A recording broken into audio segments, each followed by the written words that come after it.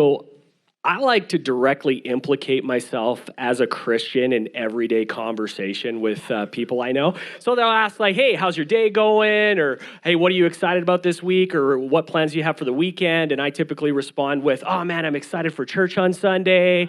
Or, I'm really excited to see my kids in Sunday school. And, there's a great Connect group coming up on Thursday night that I can't wait to attend. So, and then this is typically followed by 3 different responses. The first response is happiness, joy, excitement. Congratulations, you just bumped into another Christian. You're going to have a great conversation, right? The next reaction is fear, anxiety, stress, maybe indifference, because they're just thinking in their head, please, please, please don't talk to me about Jesus.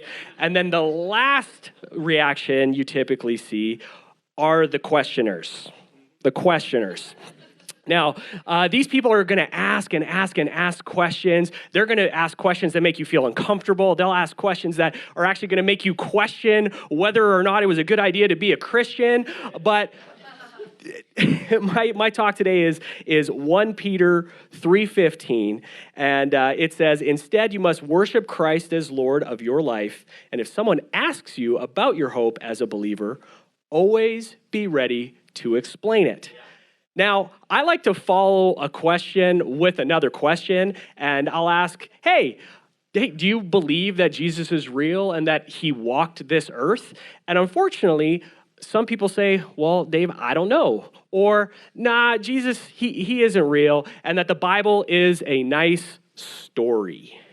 Right? I've heard that a couple times. Now, let's just put our history hats on. I used to be a social studies teacher, so here we go. Back to class you go. We're going to put our history hats on, and we're going to analyze the Bible versus a well-known historical event, and we're going to compare the Bible to the Trojan War.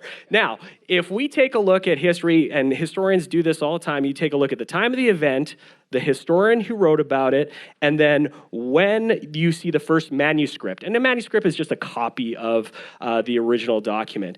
And then how many manuscripts are important, because you don't just copy anything, you copy important things, right? So with the Trojan War happened. Then 400 years later, a guy named Homer wrote the Iliad, which is a series of poems. And then 500 years after that, we see our first manuscripts. That's 900 years, right? And then to back that up, there's 600 documents or 600 manuscripts of the Iliad, which means it's pretty important this happened. And no classical scholar ever would question the validity of the Trojan War.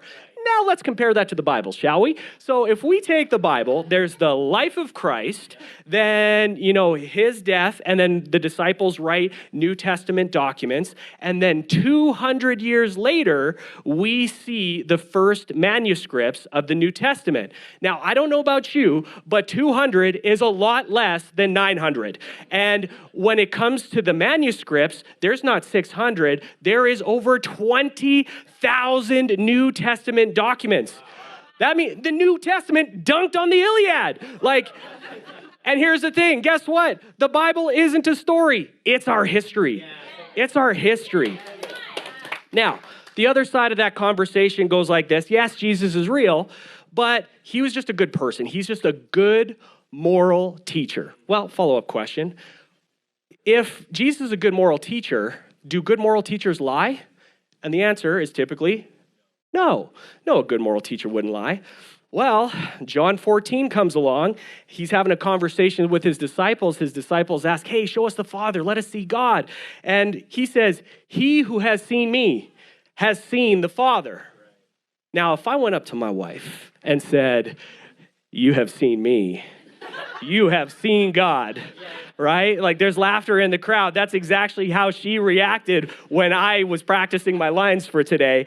People would look at you like you're crazy, right? But the disciples took those words in and they believed and they followed, and many of them died for that belief. So no, he's not just a good moral teacher. He's far, far more than that. Now, let me wrap this up. People are naturally curious. People are also naturally skeptical, right? But there's so many people out there who are lost and wandering and have misconceptions about Christianity because of the media out there, right? Now, in Matthew 22, Jesus is having another conversation. He says, you must love the Lord your God with all your heart, all your soul, and all your mind. Now, but is your mind ready with the answers that they are seeking? Now, there's a lot of great resources out there, and I'll be in the lobby after. Come see me after. I'd love to share some of those documents with you. But remember this, God put that person in your life to facilitate an introduction. Are you ready? Thank you.